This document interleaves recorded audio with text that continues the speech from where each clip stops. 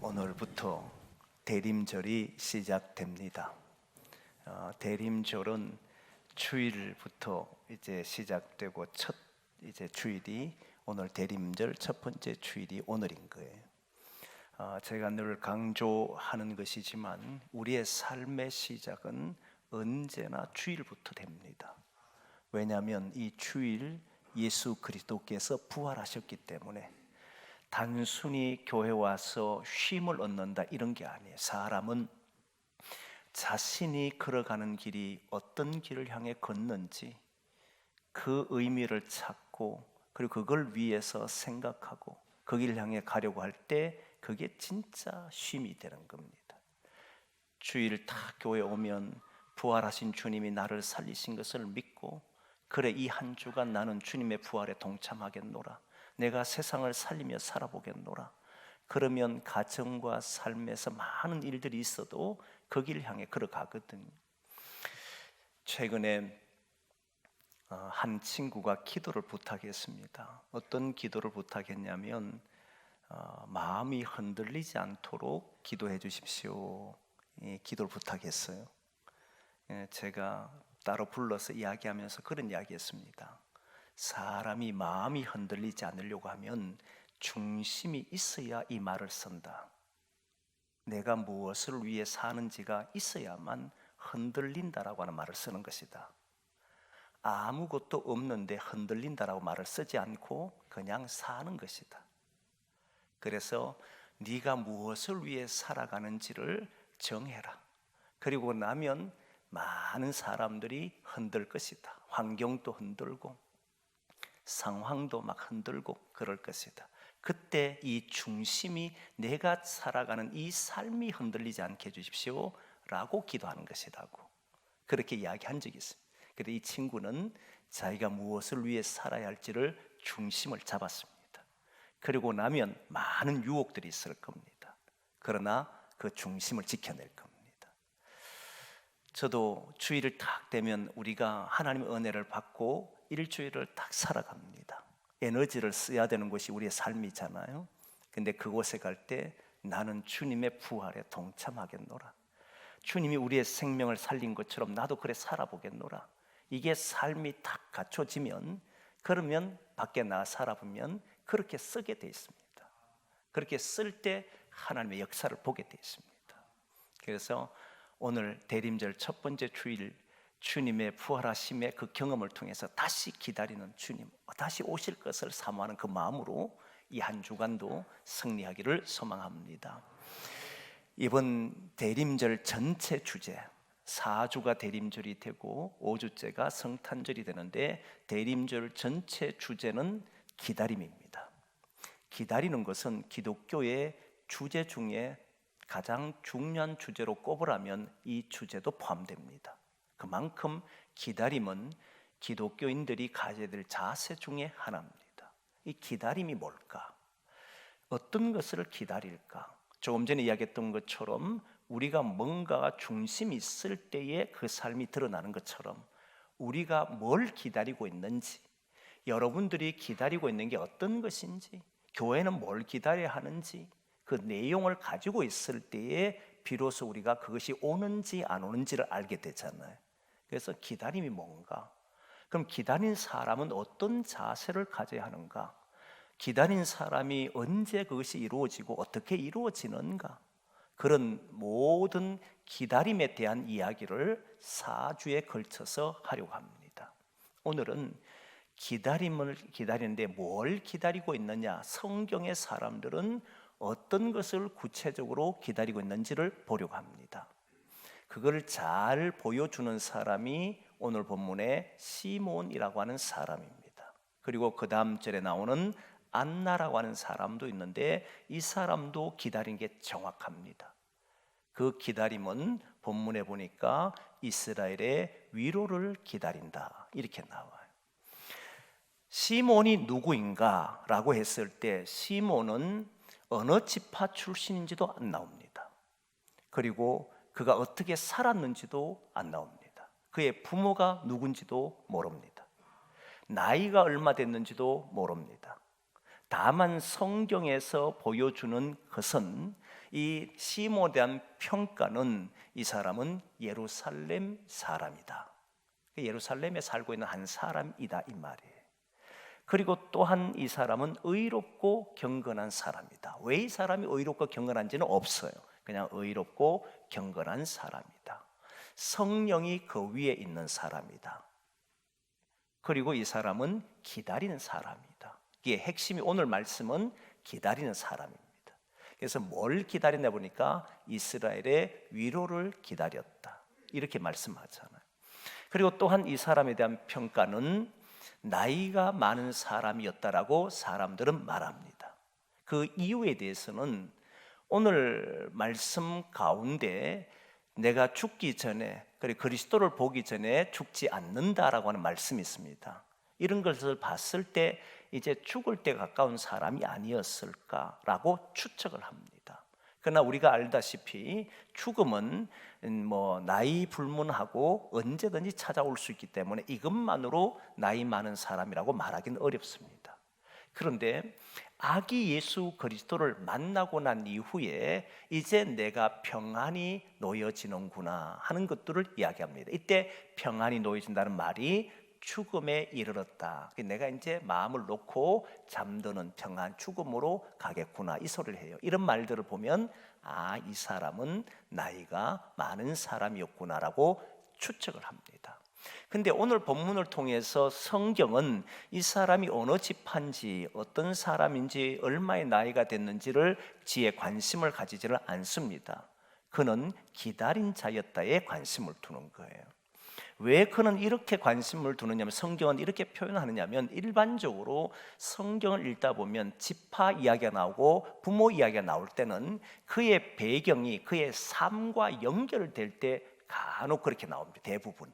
다시 말하면 내가 그 사람이 어떻게 살았는지, 어떤 일을 했는지 했을 때 그 사람은 이 지파 출신이고 이 사람의 자녀다, 이런 표현들이 기록되는 거예요.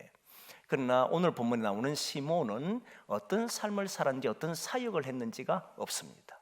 그렇기 때문에 그런 자체가 중요하지 않다는 거예요. 그래서 이 사람 이름만 나오고 이런 사람이다 정도로 나왔던 거라고 보여집니다. 중요한 것은 이 사람의 기다림입니다. 조금 전에 말했던 것처럼 어떤 것을 기다렸냐라고 보니까 이스라엘의 위로를 기다린 겁니다. 이스라엘의 위로를 기다렸다. 그런데 이 사람이 이스라엘 위로를 기다리고 있었는데 아기 예수를 만나게 됩니다. 정결 예식에 따라서 아기 예수가 예루살렘에 왔는데 그 아기 예수를 보고는 이 사람이 이제 내가 평안이 놓여진다, 이 말을 해요. 그럼 이스라엘의 위로를 기다렸다라고 말하지 말고 그리스도를 기다렸다라고 하는 게 옳지 않습니까? 왜 이 사람은 이스라엘의 위로를 기다렸을까? 위로란 단어를 왜 썼느냐라고 하는 것이 중요하고, 그리고 그 사람이 본 그리스도를 보자, 아기 예수를 보자 이 사람은 마음이 평안해진 거지 않습니까? 이런 내용을 봤을 때 가장 먼저 생각할 수 있는 것은 위로라고 하는 것이요. 우리는 살아가면서 참 위로를 받고 싶을 때가 있고 또 위로를 해주고 싶을 때가 있잖아요. 이 사람이 사는 곳에는 위로를 받기도 하고 위로를 주기도 합니다. 진짜 지쳤을 땐 누가 나를 위로해 주기를 원해요. 근데 그 위로를 보면, 그 위로를 가만히 보면 무엇이 있느냐면, 우리는 위로가 할 때 내가 힘들 때 그 힘듦을 잘 이해해주고 말해주는 사람, 내가 고통 속에 있을 때 그걸 같이 공유해 줄 수 있는 사람, 그런 그걸 말해주는 것을 우리는 위로로 생각해요. 근데 가만히 보니까 그게 위로가 아니고 사실은 사람이더라, 존재라고 하는 거예요. 존재가 위로입니다. 이걸 어떻게 알 수 있느냐 하면, 여러분 살아보다 보면 정말 내가 좋아하는 사람이 있습니다. 정말 사랑하는 사람 있잖아요. 그때 그 사람이 따뜻한 말 한마디 하면 위로가 됩니다. 진짜 위로되잖아요. 힘이 되고. 그런데 나한테 정말 내가 봐도 싫은 사람이 있을 수 있어요. 살다 보면 그 사람이 나한테 와서 위로해주면 위로됐냐면 위로 안 됩니다. 안 그렇던가요?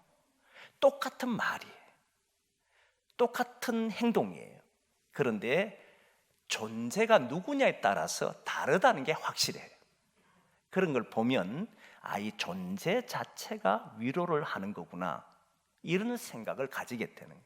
그러니까 이스라엘의 위로를 기다린 이 시몬은 그리스도를 보자 위로를 얻었다는 것은 사실 아기 예수는 아무것도 한 게 없습니다. 이스라엘의 위로를 기다리는데 이스라엘을 회복시켜 준 적이 있습니까? 그리고 시몬에게 와서 따뜻한 말을 한 적이 있습니까? 얼굴만 보여준 것밖에 없잖아요. 어떤 역사를 펼친 게 있습니까? 아무것도 한 게 없어요. 그런데 그 존재를 보고 위로를 얻었다는 거잖아요. 이스라엘의 위로를 기다렸는데 그 예수를 보고, 아기 예수를 보고 마음의 평안을 얻었다는 거잖아요. 아무것도 하지 않았는데. 여러분, 그런 경우 있지 않습니까? 저에게도 간혹 어떤 분들이 이렇게 이야기하는 분들이 있어요. 목사님에게 제가 힘이 되어주지 못해서 미안합니다. 이제 나이도 많이 먹었고 힘도 없고, 그래서 목사님에게 참 힘이 되어주고 위로도 해주고 싶은데 그러지 못해서 참 그렇습니다, 이 말을 해요. 저는 그때마다 이 성경의 생각을 잘 아니까, 그것으로 살아가려고 애를 쓰니까 항상 이 말을 했습니다. 당신이 있는 것 자체로 위로가 된다. 아무것도 하지 않아도 그냥 곁에 있는 것만 해도 위로가 된다. 왜 자꾸 뭔가를 하면서 위로를 주려고 하느냐? 사람이요, 함께 있는 게 위로입니다. 사실 보면 그렇지 않습니까? 그 존재 자체를 귀하게 여기면, 그 존재가 위로가 된다를 알면 아무런 일이 없어도 그 사람을 통해서 위로를 받을 수 있다는 걸 아셔야 돼. 같이 있는 것만 해도 위로가 되지 않습니까? 그런 것을 여러분 보면 사람을 어떻게 대해야 될지, 우리 자체가 어떻게 살아야 될지를 알게 하는 겁니다. 이 존재라고 하는 게 그만큼 귀중하다는, 누가 말을 하느냐에 따라서 위로가 되기도 하고 안 되기도 하고, 누가 행동하느냐에 따라서 내게 힘이 되기도 하고 안 되더라는 거예요. 그게 행동이냐 말이 아니고 존재라고 하는 거예요. 존재가 그에게 영향을 주더라는 거예요. 그래서 사랑하는 성도 여러분, 저와 여러분들은 우리의 삶이 다른 모든 사람들에게 위로가 될 수 있도록, 그런 존재가 되도록 우리가 함께 살아가기를 원합니다. 그런데 오늘 본문을 통해서 하나 깨닫는 것은, 그런데 이스라엘의 위로를 이 사람은, 시몬은 그리스도에게 두었다는 겁니다. 분명히 그 시몬도 안나도 이스라엘의 위로를 바란다 했던 시몬도 주변에 사람들이 안 많았겠습니까? 그래서 나이가 많다 보면 자기 주변에 사람이 많았을 거예요. 부모도 이제 다 돌아가셨을지 모르지만 있었을 것이고, 자녀들도 있었을 것이고, 형제들도 있었을 것이고, 같은 공동체 안에서 대화했던 사람도 있었을 거 아닙니까? 그런데 이 사람에게 참된 위로는 그리스도에게서 얻더라는 거예요. 이게 독특한 점이에요. 왜 그럴까 생각하면 이제는 압니다. 우리도 존재가 위로가 된다는 알아요. 그러니까 사람들의 말 한마디 들으면 내 마음이 풀려지기도 하잖아요. 사람 자체가 위로가 되는 게 맞아요.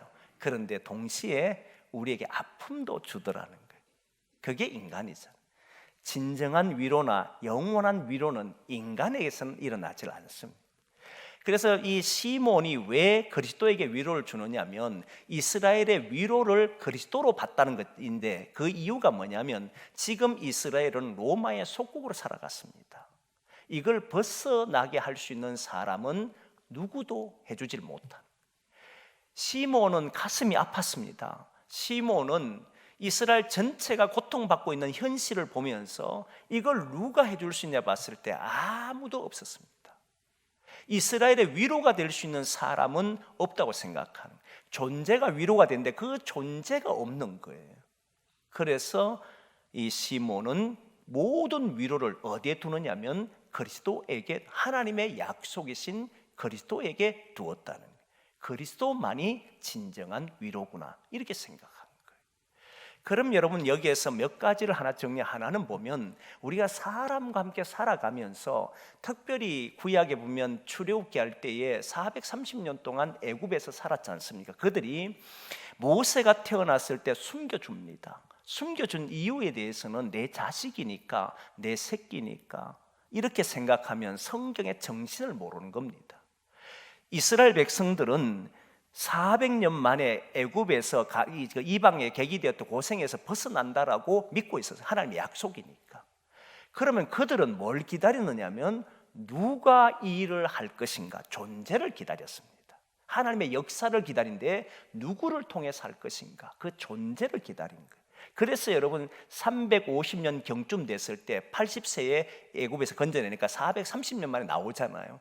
그럼 이미 그때 이 사람들은 사람을 보면서 이 사람일까 생각하면서 살았다. 다시 말하면 하나님이 일으킬 역사를, 하나님의 역사를 일으킬 사람이 누군지를 확인했다는 겁니다. 그런 측면에서 보면 모세가 이스라엘의 위로가 됐겠구나, 그렇게 알 수 있잖아요. 그렇듯이 그러면 이제 모세의 삶이든 우리의 삶이 하나님이 우리를 택하셨을 때 나는 어떻게 살기를 원하시냐면 위로를 주며 살기를 원해요. 그러나 우리는 잘 압니다. 그렇게 살고 싶어도 때로는 우리의 입에서나 우리의 행동에서 그러질 못해요. 그럴 때 여러분, 우리는 사람에게서 위로만 찾으면 그 사람은 반드시 넘어질 가능성이 많습니다. 분명히 사람이 위로가 맞아요. 그러나 사람에게서만 위로만 찾으면 항상 웃었다가 울다가 이걸 반복하게 돼 있습니다. 진정한 위로자, 참 위로자, 변치 않는 위로자를 우리는 만나야 되는데, 그것이 바로 시몬은 그리스도라고 믿었던 거예요. 하나님의 약속의 사람, 하나님이 보내신다고 한 그 사람만이 진실로 위로자라고 생각했던 겁니다. 그러면 여러분 보면 이스라엘의 위로를 기다리는 시몬이나 우리나 이 기다리는 게 같아요. 물론 내용은 같은데 그 안에 보이는 건 다릅니다. 시몬은 이스라엘 위로를 기다렸고 우리는 뭘 기다리냐, 이게 중요하잖아요. 여러분은 뭘 기다립니까? 그 기다리는 게 명확해야 그게 오는지 안 오는지 알 거 아닙니까? 우리가 기다리고 있는 게 주님으로부터 뭘 기다리고 있냐 보면 너무 나열해 있어요. 많은 것을 기다려요. 그런데 진정으로 우리가 기다리는 것은 하나님의 나라입니다. 하나님의 나라를 기다려요. 하나님의 나라라고 하는 것은 기쁨과 평안과 그 안에 행복 자체잖아요. 죽음도 없고 아픔도 없는 이런 곳이, 내가 사는 곳이 되기를 기다리는 거잖아요. 그게 누구를 통해서 이루어주냐 봤더니 어느 누구도 이루어주질 않아요. 오직 이룰 수 있는 분이 그리스도시다. 그래서 기다린 분은 똑같습니다.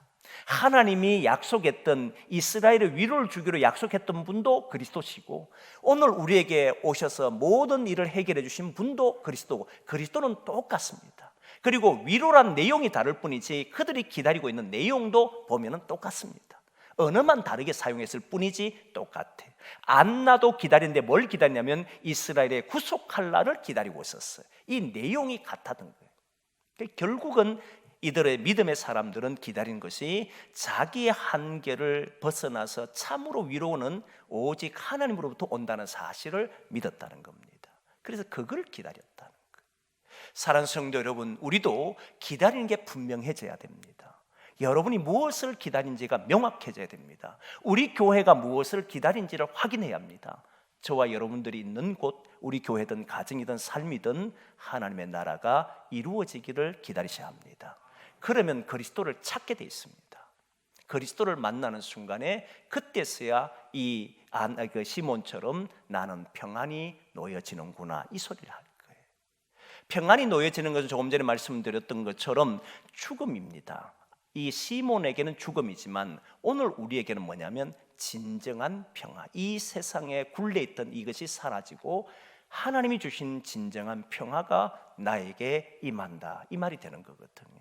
그래서 사랑하는 성도는, 저는 매 순간마다 그리스도께서 여러분들과 함께 하시고 저와 함께 하셔서 하나님이 주시는 참다운 평안이 우리를 지배하는 날이 오기를 소망합니다. 그게 있어야 되잖아요. 그래서 내 마음이 기쁘고 내 입술이 즐겁고 내 삶이 행복하고, 그렇게 되려고 하면 그리스도를 만나야 돼.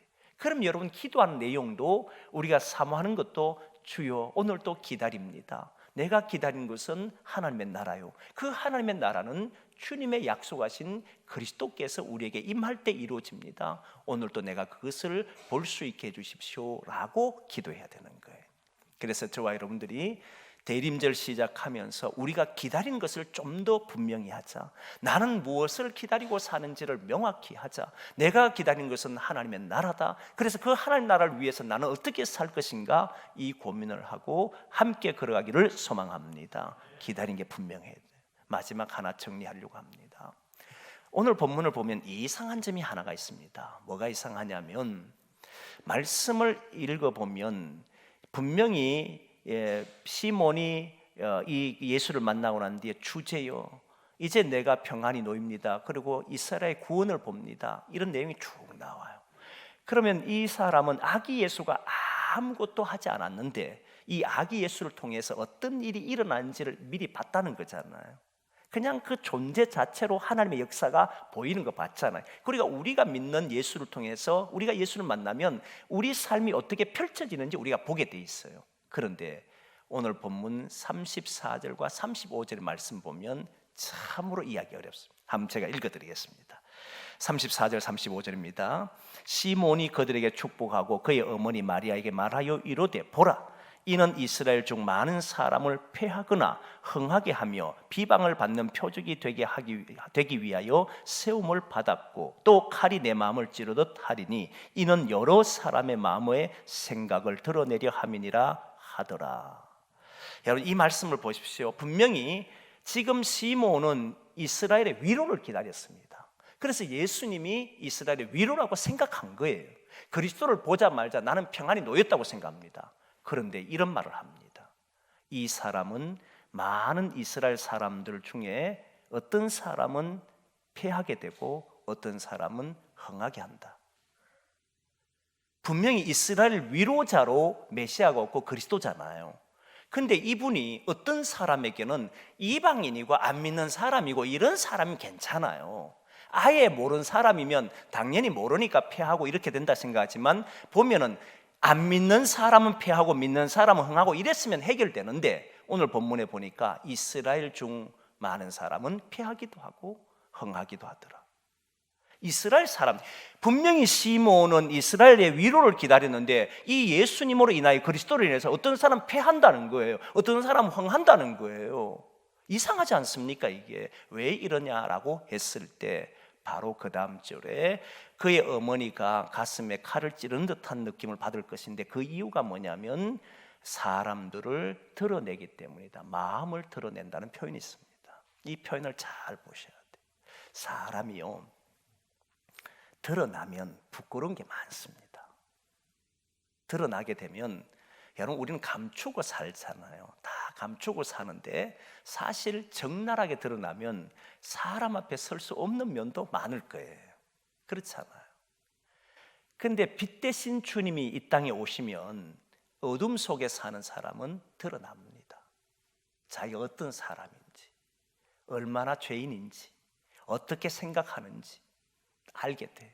자기 자신이 드러나면요, 어떤 사람은 감추기에 급급합니다. 자기를 숨기려고 해요. 어떤 사람은 즉시 마음을 돌이켜서 그 빛의 속으로 들어가려고 합니다. 이게 달라요. 보네프 목사님이 쓰신 그리스도론에 보면 그런 내용이 나옵니다. 주님께서 이 땅에 빛으로 오셨는데 빛으로 오니까 어두움이 견디질 못해요. 어두움은 빛이 오면 끝이니까. 그래서 이 어두움은 빛을 꺼뜨리려고 한 겁니다. 빛을 죽여야 돼요. 없애야 돼요. 그래서 한 것이 뭐냐면 십자가에 죽인 겁니다. 예수님을 십자가에 못 박은 이유가 자기들이 드러나면 안 되니까 결국 죽였습니다. 그러나 예수님은 죽고 난 이후에 사흘 만에 부활합니다. 부활하고 난 이후에는 어떤 일이 벌어지냐면 다시는 꺼지지도 않는, 누구도 꺼뜨릴 수 없는 그런 영원한 불로 부활을 해버립니다. 그 생명은 누구도 해할 수 없게 됩니다. 그렇게 됐을 때 인간은 두 가지 반응을 보여야 한다. 어둠은 두 가지 반응을 보여야 되는데, 하나는 자기의 옛 모습을 버리고 주님 곁으로 빛 안으로 들어오든지, 아니면 자기가 주님으로부터 멀리 떨어져서 어둠 속에 완전히 갇혀 살든지, 이 둘 중에 택하게 돼 있을 거다. 이스라엘 백성들은요, 분명히 다 메시아가 오기를 기다린 것처럼 보였습니다. 그리고 이스라엘이 회복되기를 기다렸습니다. 그런 줄 알았어요. 그런데 예수님이 오니까 안 그렇다는 사람들이 드러나잖아요. 그렇지 않는 사람이 일어납니다. 다 좋은 것을 말하는 것처럼 보였고 다 자신들을 통해서 아름다운 일이 일어나기를 바라는 것처럼 보였지만 사실 빛이 딱 비치니까 자신들은 자기의 지위나 명예를 지키기 위해서 했던 것이 다 드러났습니다. 모든 인간이 드러났습니다. 추잡한 일들이 다 드러납니다. 속마음이 다 드러났어요. 어둠이 낱낱이 고백됩니다. 고발되잖아요. 그때 놀랍게도 주님께로 가서 자신을 바꾸고 빛 안으로 들어간 사람이 있는가 하면 많은 사람들은 어리석게 자기의 드러난 것이 무서우니까 두려우니까 도망가 버립니다. 결국 어리석은 것을 택하더라는 거예요. 여러분은 어떤 것을 택하시겠습니까? 주님을 기다리시는 저와 여러분 기다리면 주님이 우리에게 와서 하나님 나라를 줄 겁니다. 그런데 하나님 나라를 추구하고 사는 사람들은 내가 그럴 수 없다는 걸 알 겁니다. 하나님 나라를 사모한다 해도 나를 통해서 이루어지지 않는다는 걸 알 겁니다. 그렇게 생각하고 사는 것이 아니었다는 걸 드러날 때 정말 우리는 주님을 다시 의지하고 내 모습을 버리고 주님께로 가서 흥하는 쪽으로 가시겠느냐, 아니면 자기의 모습이 드러났을 때 부끄러워서 숨어버리는 그런 어리석은 쪽으로 가서 패하는 쪽으로 가겠느냐, 이 질문을 하고 있는 겁니다. 여러분, 저와 여러분들은 세월이 지날수록 예수 그리스도를 만날 때마다 내 자신이 드러나게 될 때 부끄러워하지 말고, 주님은 우리를 압니다. 우리가 연약한지도 알고 우리가 부족한지도 알고 우리가 죄인인 줄도 압니다. 그러나 주님은 우리를 드러내서 부끄럽게 하려고 하는 것이 아니라 다시 빛 안으로 들어오게 하려고 하는 거잖아요.